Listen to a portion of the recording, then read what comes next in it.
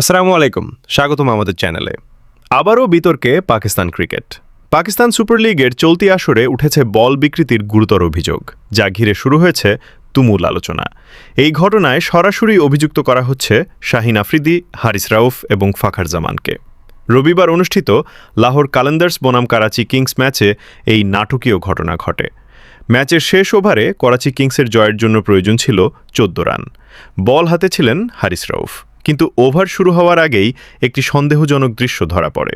শাহিন, রউফ এবং ফখর নিজেদের মধ্যে আলোচনা করতে করতে বারবার বল আদান প্রদান করছিলেন এবং বলটি হাতের নিচে আড়াল করছিলেন। এই আচরণ আম্পায়ার ফাইজাল আফ্রিদির নজরে এলে তিনি সঙ্গে সঙ্গে বলটি পরীক্ষা করার সিদ্ধান্ত নেন।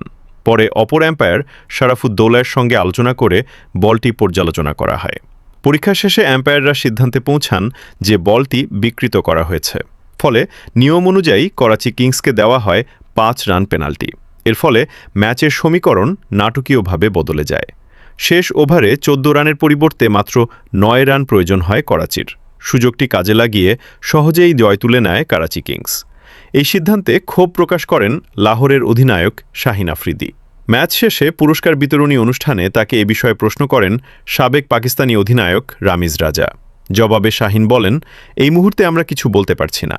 ক্যামেরার ফুটেজ দেখে বিষয়টি পরিষ্কারভাবে বুঝে তারপর মন্তব্য করব। আমাদের কথা শোনা হয়নি, সরাসরি ৫ রান দিয়ে দেওয়া হয়েছে। তবে প্রশ্নোত্তর চলতে থাকলে কিছুটা বিরক্তি প্রকাশ করেন তিনি। শাহিন আরও বলেন, আপনারা আম্পায়ারদের কাছে জানতে চান কেন বল পরিবর্তন করা হয়েছে। আমরা জানতে চেয়েছিলাম, কিন্তু আমাদের সরে যেতে বলা হয়েছে। ভিডিও না দেখে মন্তব্য করা ঠিক হবে না। এই ঘটনার পর নতুন করে বিতর্কের ঝড় উঠেছে পাকিস্তান ক্রিকেটে।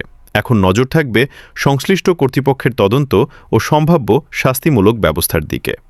আপডেটেড স্পোর্টস নিউজ পেতে আমাদের চ্যানেল